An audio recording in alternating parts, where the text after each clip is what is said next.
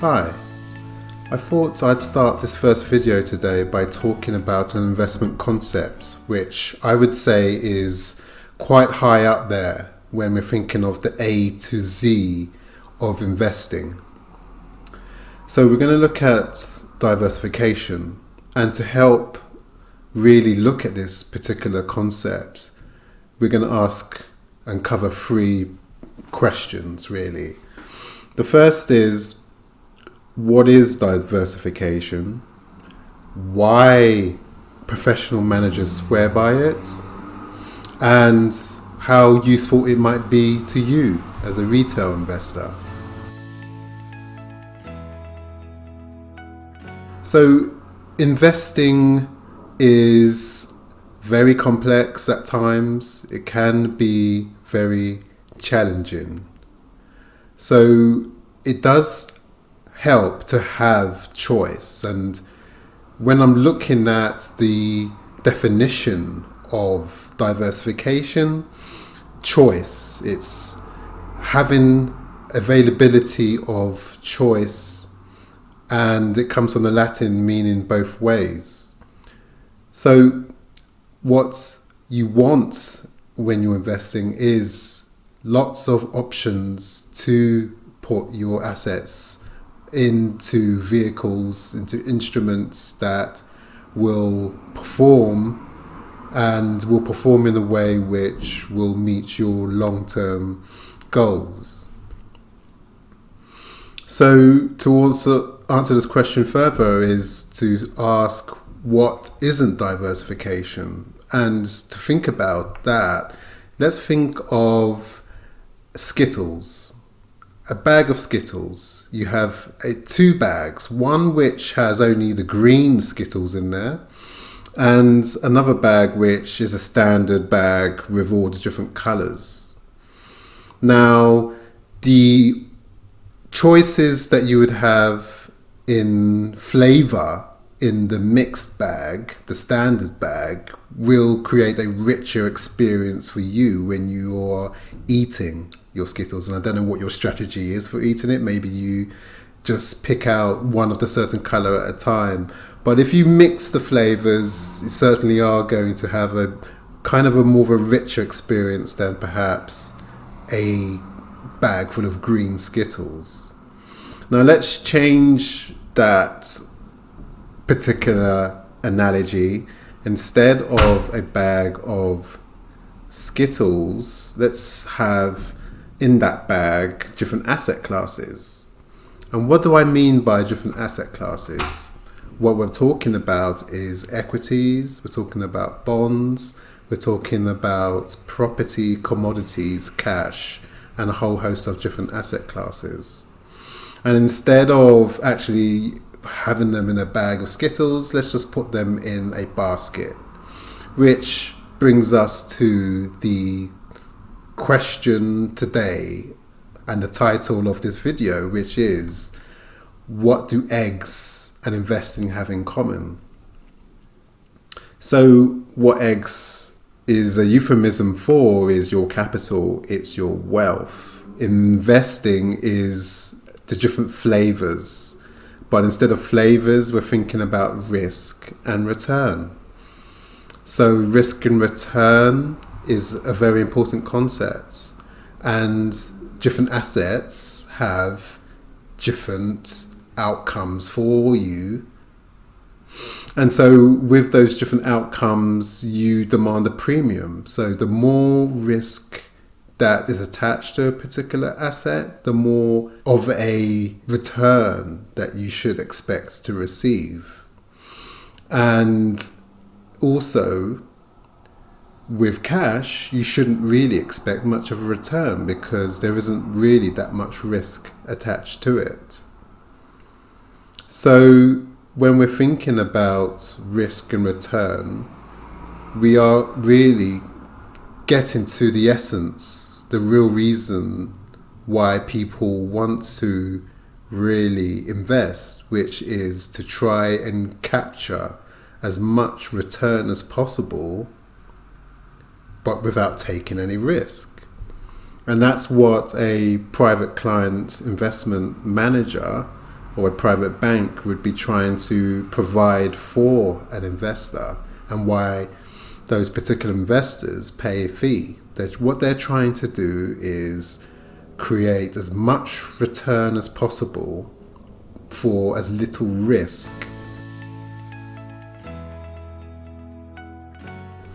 And by using different asset classes which have different flavors or different risk return profiles to them, you can, when blended together, try to achieve as much as possible that holy grail, because that is the holy grail of investing.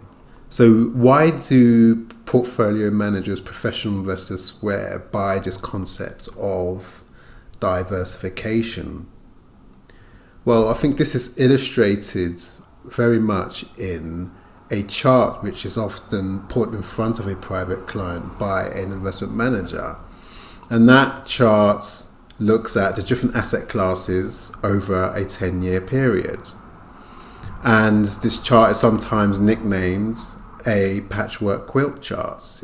So I've put a little illustration of this, a little animation, which I hope you can now see. And each color denotes a particular asset class. Yellow might be property, red might be bonds. In this particular example, what you're seeing here, which I've highlighted, is the green, and that is the representation for equities, UK equities specifically. What you can see here is that over a 10-year period, on a year-by-year basis, the return of that particular equity has provided a return which in some years does very well, but in other years it falls down the ranking. So when you rank the different asset classes in this particular chart, as it's shown here in this way, you can see that in any one year, not one particular asset class always is the top performing or the top ranking. And it asks a question basically, which is, what do you know about how a asset is going to perform in the next year? And the crux of that question is, you don't know what a asset is going to, or how an asset is going to perform over a year. So if you don't know, what the investment manager is saying is, we have this approach where you have as much of your eggs spread over different assets, so that when in a year UK equities isn't doing well, then you have a exposure to emerging markets which might be doing better, or you might have property which might be outperforming in 1 year versus bonds. So spreading your risk in that way allows you to have a smoother return. So you as a retail investor, if you're only just exposed to equities, you are closing off the potential to reduce the risk and the downsides when markets do decline. So that's the reason why I feel that this is a concept which needs your attention and should hopefully help you in your journey if you can get your head around the different options which are available to you.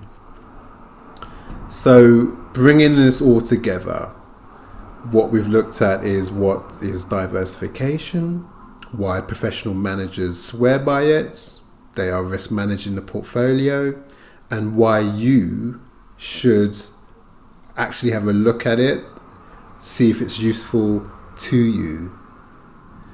Try to think about the different options that are available to you other than just equities. And when you look at it, the relative returns between those asset classes, you actually see that there are different options which do provide a smoother return for you over the long term.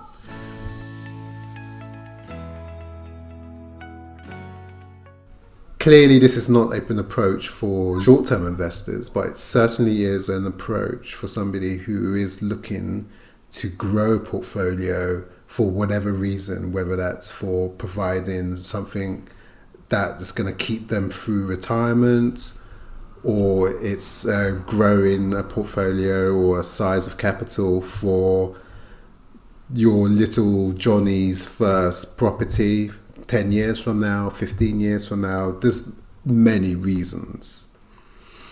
So I'm going to bring it to a close, and I'm going to just talk about the fact that we are talking about concepts which maybe for some of you have already know about, and this is not new news to you.